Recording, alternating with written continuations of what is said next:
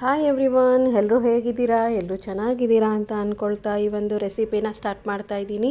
ಏನಪ್ಪ ಅನ್ನೋದಾದರೆ ಕೊಬ್ಬರಿ ಚಟ್ನಿ ಮಾಡೋದನ್ನು ತೋರಿಸ್ತಾ ಇದ್ದೀನಿ.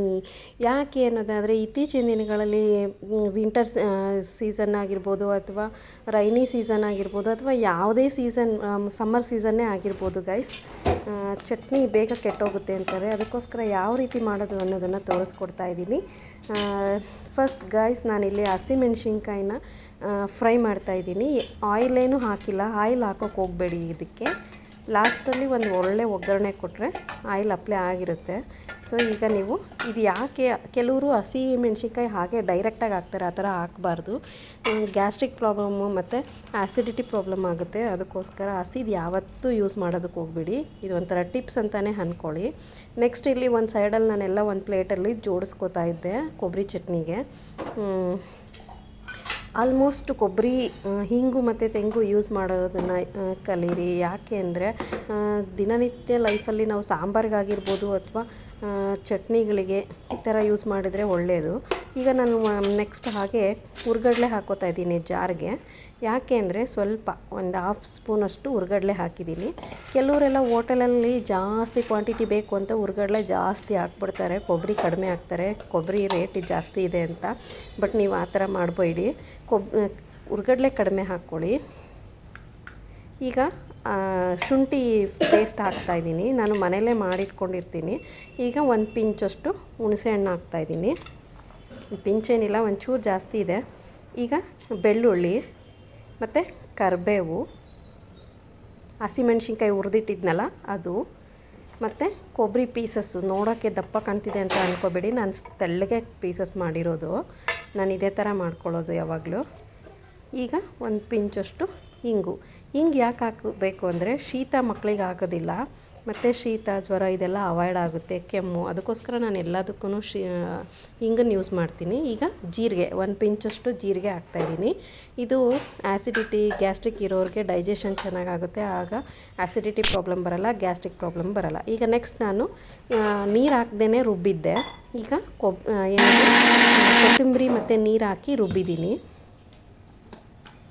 ಉಪ್ಪು ಹಾಕ್ಕೊಂಡಿದ್ದೀನಿ. ಇವಾಗ ನೋಡಿ ಈ ರೀತಿ ಕಾಣ್ತಾ ಇದೆ, ಎಷ್ಟು ಕಲರ್ಫುಲ್ಲಾಗಿ ಕಾಣ್ತಿದೆ ಅಲ್ವಾ. ಈಗ ಇದಕ್ಕೆ ಒಂದು ಒಳ್ಳೆ ಒಗ್ಗರಣೆ ಕೊಡೋಣ, ಹಾಗಾದರೆ ಬೇಗ ಕೆಡೋದಿಲ್ಲ.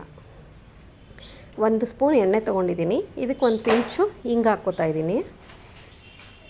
ನೆಕ್ಸ್ಟ್ ಈಗ ಸಾಸಿವೆ 1/2 ಸ್ಪೂನಷ್ಟು, ಹಾಫು ಇಲ್ಲ ನಾನು ತೊಗೊಂಡಿರೋದು. ನಿಮಗೆ ಹೆಂಗೆ 1/2 ಸ್ಪೂನ್ ಆದರೆ ಸಾಕಾಗುತ್ತೆ. ಸಾರಿ, ಇದು ಒಗ್ಗರಣೆ ಕೊಡೋಕ್ಕಲ್ಲ, ಜಾಸ್ತಿ ಏನು ಬೇಕಾಗಲ್ಲ. ನೋಡಿ, ಹಿಂಗು ಮತ್ತು ಸಾಸಿವೆ ಚಿಟಪಟ ಅಂತ ಸಿಡಿತಾ ಇದೆ. ಸ್ಮೆಲ್ ಮಾತ್ರ ಘಮ ಘಮ ಅಂತಿರುತ್ತೆ ಗಾಯ್ಸ್, ತುಂಬ ಚೆನ್ನಾಗಿರುತ್ತೆ. ನೋಡಿ, ಈಗ ಇದು ಚಿಟಪಟ ಅಂತ ಇದೆ.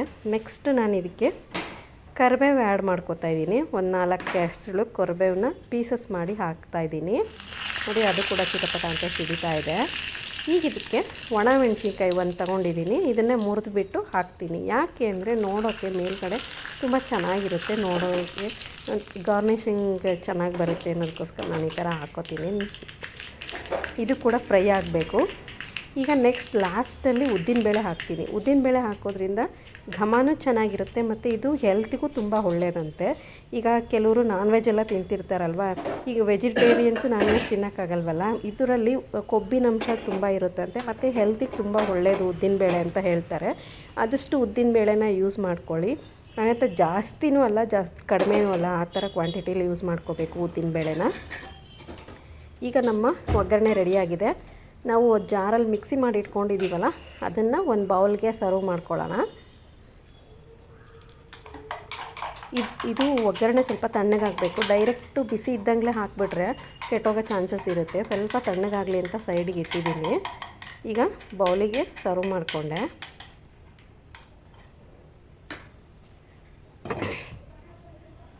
ನೋಡಿ, ಇಷ್ಟ ಆಗಿದೆ ಕೊಬ್ಬರಿ ಚಟ್ನಿ. ಇವಾಗ ನಾನು ಇದನ್ನ ಹಾಕ್ಕೊಂಡೆ. ಈಗ ಅದು ಚಿಟಪಟ ಅಂತ ಸಿಡಿತಾ ಇದೆ, ಬಟ್ ಆದರೂ ಇನ್ನೂ ಸ್ವಲ್ಪ ಬಿಸಿ ಇತ್ತು ಅನಿಸುತ್ತೆ. ಯಾಕೆಂದರೆ ನನ್ನ ಮಗನ ಬಾಕ್ಸಿಗೆ ಅವಸರದಲ್ಲಿ ವೀಡಿಯೋ ಮಾಡಿಕೊಂಡು ಹಾಕ್ತಾ ಇರೋವಂಥದ್ದು. ಅವ್ನ ಬಾಕ್ಸ್ ಈಗ 8:15ಗೆ ರೆಡಿ ಇರಬೇಕು, ಅವನಿಗೆ ಲಂಚ್ ಬಾಕ್ಸು ಮತ್ತು ವಿತ್ ಬ್ರೇಕ್ಫಾಸ್ಟ್ ಕೂಡ. ಅದಕ್ಕೋಸ್ಕರ ಫಾಸ್ಟಾಗಿ ಮಾಡ್ತಾಯಿದ್ದೀನಿ. ಹಾಗಾಗಿ ಬೇಗ ಬೇಗ ಟೈಮ್ ಇಲ್ಲ ಅನ್ನೋದಕ್ಕೋಸ್ಕರ ಈ ಥರ ಮಾಡಿಬಿಟ್ಟೆ. ಈಗ ನಮ್ಮ ಚಟ್ನಿ ರೆಡಿ.